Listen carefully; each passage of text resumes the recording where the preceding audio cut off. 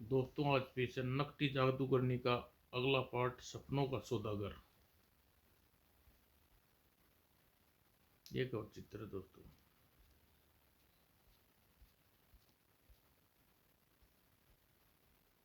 नकटी जादूगरनी में आपने पढ़ा,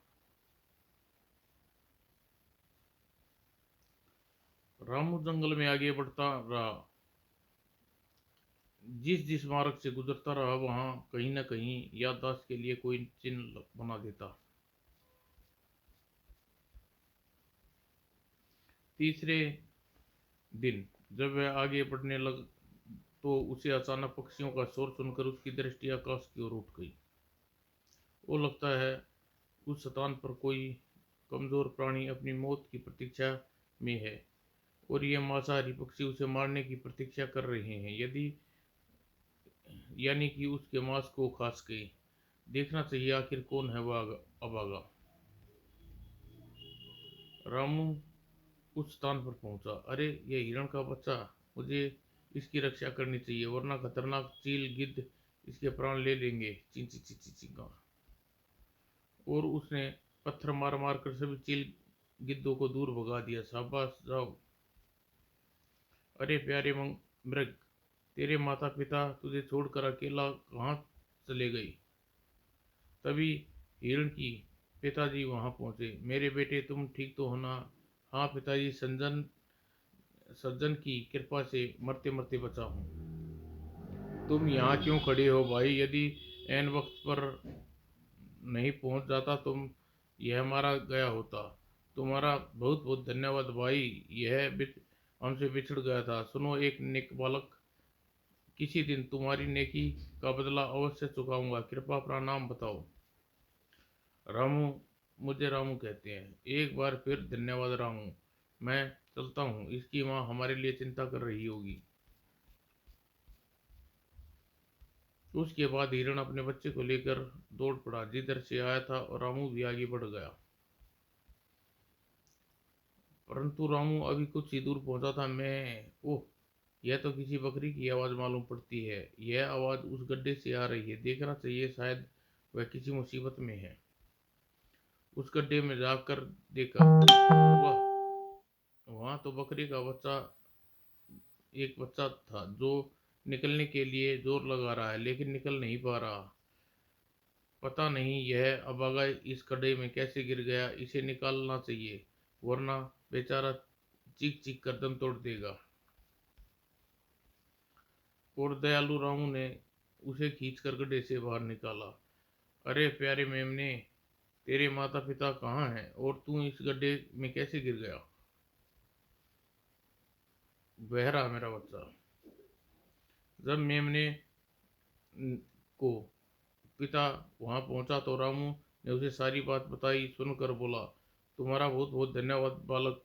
मेरा यह बच्चा बहुत शैतानी करता हुआ घर से भाग निकला और इस गड्ढे में आ गिरा।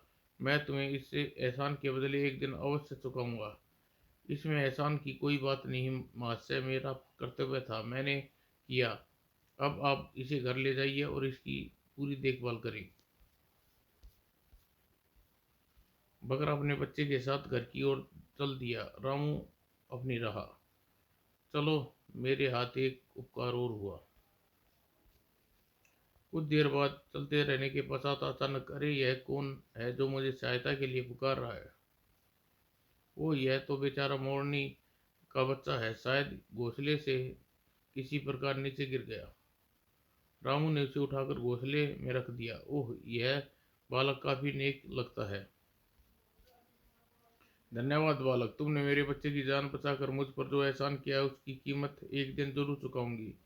लेकिन मैं ईश्वर से प्रार्थना करूंगा कि यह दिन कभी न आए। अच्छा, मैं चलता हूँ।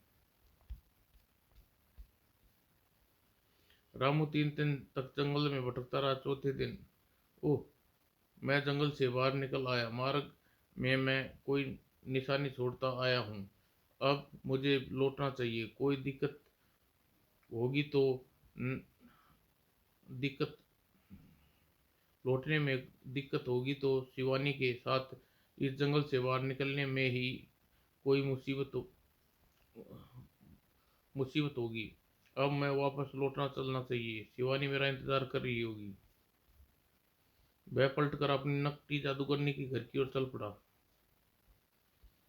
उधर रात को जब उधर रात दिन गुजर गए, रामू वापस न लौट आया तो बू शायद रामू इस दुनिया में नहीं रहा। हाय, मेरे लिए मौत के मुंह में चला गया। काश भगवान उसकी जगह मेरी जान ले लेता। बू, अरे कमीनी, सच सच बता, तू किसके लिए आंसू बहा रही है? पहले मैंने कभी इस तरह आंसू बहाते नहीं देखा। अरे नानी, तू कब आई? नानी की बच्ची, आज तेरी मक्कारी का भेद खुल गया है। सच सच बता, कौन आया था यहाँ और वह कहाँ है? आह, छोड़ दे नानी, मुझे मुझे नानी, भगवान के लिए छोड़ दे, सब कुछ बता दूंगी। जादूगरनी ने उसे छोड़ा और सारी बात सच सच बता दी। हम्म, तो यह बात है कमीनी, तू समझती है कि मुझसे अपने हिमायती के साथ भाग जाएगी? मैं तेरा जाएगी और मैं मुंह देखती रह जाऊंगी? ठहर, मैं तुझे अभी जिंदा चबा जाती हूँ। नहीं नहीं, मुझे मत खाओ, मुझ पर दया करो। आह, कामो चुड़ैल, आज तेरी मौत निश्चित है। और ही, अब तू नहीं बचेगी। नहीं नहीं, मुझे मत खाओ, मुझे, मैं तुम्हारे हाथ जोड़ती हूँ। लेकिन जालिम जादूगरनी, उसकी गिड़गिड़ाहट और मासूमियत पर दया नहीं आई। ही। तभी एक तेज आवाज के साथ दरवाजा खुला और अगले ही पल, ओह रामू, मुझे बचा लो रामू। ठहर, अरे ठहर कमीनी, हिमायती के पास कहाँ जाती है? मैं दुनिया की कोई शक्ति नहीं बचा सकती। मैं आ गया शिवानी, अब तू चिंता मत कर, मेरे रहती है बुढ़िया तेरा कुछ नहीं बिगड़ पाएगी। अच्छा, तेरी यह मजाल ठीक है, इसके साथ साथ तेरा भी भोजन करूंगी। सुन पिचासू बुढ़िया, शिवानी को छोड़ दे, बदले में मैं तुझे एक कीमती चीज दूंगा। हाँ हाँ, अब आया ना रास्ते पर, लेकिन तू फटीचर छोकरा, मुझे भला क्या देगा? जरा दिखा तेरे पास क्या चीज है। रावण ने पलट कर बाहर गया और संदूकची निकाल लाया और पेड़ के नीचे छिपाई थी। यह देख, मेरे पास ढेरों कीमती हीरे हैं। ओह ओह, ले बुढ़िया, मेरी शिवानी को छोड़ दे, बदले में जितना चाहे हीरे बटोर ले, लेकिन जल्दी से उठा वरना आत्मलती रह जाएगी। अरे वाह, जरूर जरूर, ये चमत्कारी पत्थर मेरे खेलने के काम आएंगे। और लालची बुढ़िया उस लपक कर हीरे बटोरने लगी। मौका अच्छा है, चल भाग निकले, चलो। और दोनों चुपचाप झोपड़ी से निकलकर एक तरफ दौड़ पड़े। भागते भागते उसके पैर लुहान हो गए, लेकिन बिना पीछे देखे भागते रहे। अंत में शिवानी निडाल होकर जमीन पर गिर पड़ी। हप हप, आह, और नहीं भागा जाता अब मुझसे, कुछ देर सुस्ता लो रहा हूँ। यह सुस्ताने का समय नहीं है शिवानी, हिम्मत से काम लो, मेरे साथ आगे बढ़ो। यदि वह नकटी बुढ़िया हमारा पीछा करती हुई यहाँ पहुँच गई तो हमारी खैर नहीं। रामू ने उसे इतना कहा कि पीछे पीछे भयानक शोर, बिजली की कड़कड़ाहट सुनाई देने लगी। धरती कांपने लगी, पेड़ उखड़ने लगे, गिरते दिखाई देने लगे। तुरंत ही दोनों घूम कर देखा, वो शायद जादूगरनी आ रही है। शिवानी, जल्दी उठो, बुढ़िया आ पहुंची। यदि एक बार उसकी पकड़ में आ गए तो हमें खाए बिना नहीं छोड़ेगी। लेकिन मुझे अब भागने की और ताकत नहीं है रामू, मेरा सिर चकरा रहा है। मुझे, तुम अकेले भाग जाओ। तुम, जो है जालिम बुढ़िया मुझे खाएगी। तुम उसकी पकड़ से बहुत दूर हो जा चुके होगे। यह तुम क्या कह रही हो शिवानी? मैं तुम्हें छोड़कर नहीं जा सकता। यदि तुम नहीं चलोगी तो मैं भी खुशी खुशी तुम्हारे साथ बुढ़िया का भोजन बन जाऊंगा। ओह, अब मुझे एक बार फिर हिम्मत करनी पड़ेगी। और शिवानी किसी तरह हिम्मत करके उठी और दोनों एक बार फिर दौड़े। नकली जादूगरनी वास्तव में उनका पीछा कर रही थी। मैं तुम्हें पकड़ूंगी मक्कारों, और हर हाल में जिंदा चबा जाऊंगी। उधर शिवानी दौड़ते दौड़ते अधमरी होशी होकर जमीन पर गिर पड़ी। हप हप रामू, हप हप, अब और नहीं, एक कदम भी नहीं बढ़ सकती। मेरी चिंता छोड़ो रामू, अपनी जान बचाओ, मेरा बचना मुश्किल है, अलविदा। नहीं, ऐसा नहीं, हरगिज नहीं हो सकता। मरेंगे तो साथ और जिएंगे तो साथ, मैं भी तुम्हारे साथ यहीं बैठ जाता हूँ। तभी अचानक हिरण जैसे जमीन फाड़ कर उसके सामने प्रकट आ खड़ा हुआ। बच्चों, जिसके बच्चे ने रामू को चील कौवे से बचाया था। अरे हिरण बाबा तुम, मैं भला, मैं तुम्हें भूला नहीं हूँ रामू। मैं जानता हूँ इस समय तुम दोनों मुसीबत में, लेकिन घबराओ नहीं, तुम दोनों जल्दी ही मेरी पीठ पर बैठ जाओ। मुझे विश्वास है कि वह नकली जादूगरनी तुम्हें पकड़ नहीं पाएगी। दोनों तुरंत हिरण की पीठ पर सवार हो गए। हिरण कुचाले भरता हुआ एक तरफ दौड़ पड़ा। घबराओ नहीं बच्चों, बस मजबूती से पकड़े रहना।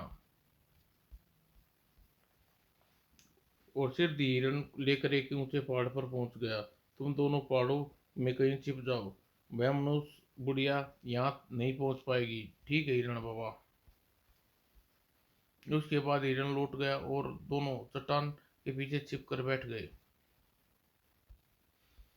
लेकिन कुछ ही समय बीता, उन्हें नकली जादूगरनी की धूल का गुब्बारा उड़ता, चीखती चिल्लाती अपनी ओर आती दिखाई दी। ओह, वह यहाँ भी आ मरी, जल्दी भागो। दोनों तेजी से भागने लगे। ठहरो रामू, ठहरो, तुम, मैं तुम्हारी मदद करना चाहता हूँ। अरे आप बकरी काका, मैं तुम्हें भूला नहीं हो रहा हूँ। मेरे बच्चे की जान बचाई थी, मैं तुम्हारी जान बचाऊंगा। चलो तुम दोनों मेरी पीठ पर सवार हो जाओ। धन्यवाद बकरे काका। और फिर दोनों पीठ पर सवार। पहाड़ी बकरा झटपट पहाड़ पर चढ़ने लगा, लेकिन बकरा उसे पहाड़ की चोटी पर छोड़कर नीचे पहुंचा। जादूगरनी वहां पहुंची। अरे शैतानों, तुम चोटी पर पहुंचकर यह सोच रहे होगे कि तुम्हें नहीं पकड़ पाऊंगी। ठहरो, तुम्हें तुम्हारी नानी याद दिलाती हूँ। और वह बुढ़िया गुस्से में पागल होकर पहाड़ को दांतों से चबाने लगी। ओह, अब उन दोनों को बचाना ही होगा। और उसके पैर नाखून उसे उसकी जड़ खोदने लगे। हे, नहीं बचोगे, कदापि नहीं बचोगे। सिर दी पहाड़ बुरी तरह हिलने लगा। रामू और शिवानी को ऐसा लगा जैसे पहाड़ ढहने वाला है। ओह, और हो सकता है कि रामू शिवानी पहाड़ी के नीचे गिरते ही गिरते, लेकिन मोरनी और उड़ती हुई उनके पास आ पहुंची। आह मोरनी चाची, मैं तुम्हें भूली नहीं है रामी, पहाड़ गिरने वाला है, तुम दोनों जल्दी से मेरी पीठ पर सवार हो जाओ। तुमने मेरे बच्चे को बचा था, मैं तुम्हें बचाऊंगी। और रामू और शिवानी झट से मोरनी के पर सवार हो गए। मोरनी उन्हें लेकर आकाश में उड़ गई। और जैसे ही उन्होंने पहाड़ को छोड़ा, पहाड़ रेत के टीले की तरह भयंकर बराबर आकर बुढ़िया पर गिरा पड़ा। और शैतान बुढ़िया वहीं पहाड़ के नीचे दबकर मर गई। उधर मोरनी दिन भर उड़ती रही, रात भर उड़ती रही, बादलों के नीचे उतरी तो बादलों को ऊपर उड़ती रही। अंत में वह गांव पर में उतरने लगी। जब मोरनी उस गांव में उतरी तो शिवानी प्रशंसा चीख उठी। अरे ये तो मेरा गांव है, क्या सच? हाँ रामू, पास ही मेरा घर है। आओ, मैं तुम्हें अपने माता पिता से मिलाती हूँ, मुझे सुकुशल देखकर प्रसन्न होंगे। तो जल्दी चलो, मैं तुम्हारे माता पिता से मिलकर बहुत प्रसन्नता होगी। शिवानी रामू का हाथ पकड़कर उसे अपने घर की ओर ले चली और आकाश में उड़ गई। मोरनी घर पहुंचकर शिवानी माता पिता उस समय अपनी बेटी के लिए उदास बैठे थे। देखो भगवान कौन आया है। अब बिटिया लापता हुई है, मेरा दिल किसी से मिलने को नहीं चाहता। ठीक है, तुम बैठो, मैं देखती हूँ। द्वार खुलते ही माँ, बेटी, कौन? हमारी बिटिया। और माता पिता बेटी को गले लगाकर खूब प्यार किया और गले मिले और बोले, तुम अचानक कहाँ चली गई थी? इतने दिन कहाँ रही लाडली, और तुम पर क्या मुसीबत टूट पड़ी? शिवानी ने सारी कहानी सुनाई। अंत में बोली, माता पिता जी, आज आप मुझे सही सलामत और जिंदा देख रहे हो, इस बहादुर और नेक रामू की कृपा से है। यही है मेरा उद्धारक। यदि यह नहीं होता तो आज मैं आपको जिंदा न दिखाई देती। शिवानी के माता पिता सब कुछ जानबूझ कर रामू को खूब प्यार किया और अच्छे अच्छे वस्त्र पहनाए और बढ़िया भोजन कराया। तत्पश्चात, बेटे सचमुच हमारा बहुत तुम्हारे बहुत ऐसा संबंध है, तुम्हारी से प्रार्थना की तुम हमारे साथ रह जाओ, तुम्हारी किसी किस्म की तकलीफ नहीं होगी। रामू बोला, इसमें क्या इतराज हो सकता था, और वैसे भी शिवानी से जुदा नहीं होना चाहता था और उसके पास रहने लगा। एक एक करके दिन बीतने लगे और फिर कई माह कई वर्ष बीतने के साथ साथ शिवानी और रामू जवान हो गए। जब रामू जैसा योग्य बाका दिलेर और किसी कोई नहीं था, और दुनिया में शिवानी से बढ़कर सुंदर और स्नेहमी युक्ति कोई नहीं थी। जवान होने के साथ साथ रामू शिवानी के पिता के कामकाज में हाथ बटाने लगा। जब दोनों की उम्र ब्याह योग्य हुई, सुनते हो जी हमारी बेटियां जवान हो गई है और दामाद भी अपने घर में ही है, क्यों ना रामू जैसे नेक बहादुर स्वस्थ लड़के से अपनी बेटिया का ब्याह कर दें। तुम ठीक कहती हो भगवान, मैं आज ही रामू से बात करके तारीख पक्की करता हूँ। रामू की हाँ कहने पर एक दिन मुहूर्त देखकर रामू और शिवानी का ब्याह कर दिया। शिवानी और रामू अधिक जीवन अधिक सुखी जीवन बिताने लगे और कुछ वर्ष बाद दोनों को प्रथम संतान के रूप में एक बेटा उत्पन्न हुआ। खुशी से फूले न समाये। एक दिन रामू काम काज निपटाने के बाद अपने बगीचे की सुगंधित घास पर लेटा हुआ था। पास में शिवानी उस पर झुकी हुई बैठी थी। उनका नन्हा बेटा सोने से खेल रहा था और सहसा उसे एक बात ध्यान में आते ही वह प्रशंसा भरे स्वर में शिवानी से बोला, प्रिय शिवानी, देखा आज वह अद्भुत सपना साकार हो गया जिसे मैंने बचपन में एक सौदागर से सराय में से चलते वक्त एक चांदी के सिक्के में खरीदा था। मैं कुछ समझे नहीं कौन से सपने की बात कर रही हैं आप, और भला क्या कभी सपने भी खरीदे या बेचे जाते हैं। तब राम ने शिवानी से अपनी बीती जिंदगी के साथ साथ सपने के बारे में भी बता दिया, जिस पर एक चालाक सौदागर ने देखा और उसे सपने को एक सिक्के में खरीदा था। लेकिन स्वामी, सपने के मुताबिक आपको कीमती पलंग पर होना चाहिए था, चांद सिर पर झुका होना चाहिए था, सीने पर सूरज खेल को खेलना था, जबकि यहाँ पर वैसा कुछ नहीं है। इसी से आपको समझ लेना चाहिए कि उस सौदागर ने आपको मूर्ख बनाकर ठगा था। शायद तुम मुझे ठगा शायद उसने मुझे ठगा था, लेकिन आज मैं अपने आप को ठगा हुआ महसूस नहीं कर रहा। सपना बिल्कुल सही है शिवानी, ठहरो, तुम ऐसे नहीं समझोगी, मैं समझाता हूँ। सुनो, पवित्र मातृभूमि जिस पर मैं लेटा हुआ हूँ, यह बेशकीमती पलक जैसी भूल बहुमूल्य कम से बहुमूल्य नहीं है। और मेरे ऊपर उजाला चांद यानी प्यारी शिवानी यानी तुम झुकी हुई हो, और मेरे सीने पर उजाला सूरज यानी हमारा प्यारा बेटा और हमारी पहली संतान खेल रहा है। बोलो प्रिय, वह सपना सच नहीं हो गया? आज कौन सा राजा है जिसकी ज़्यादा धनवान और सुखी मैं नहीं हूँ? निस्संदेह स्वामी, आपका सपना सच हो गया। आप एक महान इंसान हैं, आपके विचार सचमुच बहुत ऊंचे हैं। मैं अपने सपने की इस गहराई को सोच भी नहीं सकती थी। प्रिय, न जाने क्यों मुझे आज अपना खोया हुआ बचपन याद आ रहा है। अपना बचपन देखना चाहता हूँ, और तुम मेरे बचपन के कपड़े दिखा सकती हो। उन्हें देखकर मुझे अपना बचपन वापस मिल जाएगा, वह बचपन जिसने मुझे मुझे मिली और मैंने बहुत दुख देखे। हाँ हाँ, वह कपड़े मैंने संभाल कर रख छोड़ा है, ठहरिए अभी लेकर आती हूँ। जल्दी ही शिवानी घर घर से उसके बचपन की कमीज निकाल लाई और जो चीथड़ों में रूप में थी। सचमुच शिवानी, मेरा बचपन बिल्कुल इसी चीथड़े की तरह था। कोई ठोर न ठिकाना, किसी का साया न किसी का काम, न पेट भर रोटी और न मंजिल, जबकि आज मेरे पास भगवान का दिया सब कुछ है। कहते हुए रामू ने का स्वर भावुक हो उठा और वह बुझे मन से कमीज के हिस्से को टटोलने लगा। कमीज तो चिथड़ी हो चुकी थी, लेकिन जेब अभी भी साबुत थी, जैसे उसमें जेब में हाथ में डाला चौका। अरे, इसमें तो कुछ भरा है, क्या हो सकता है?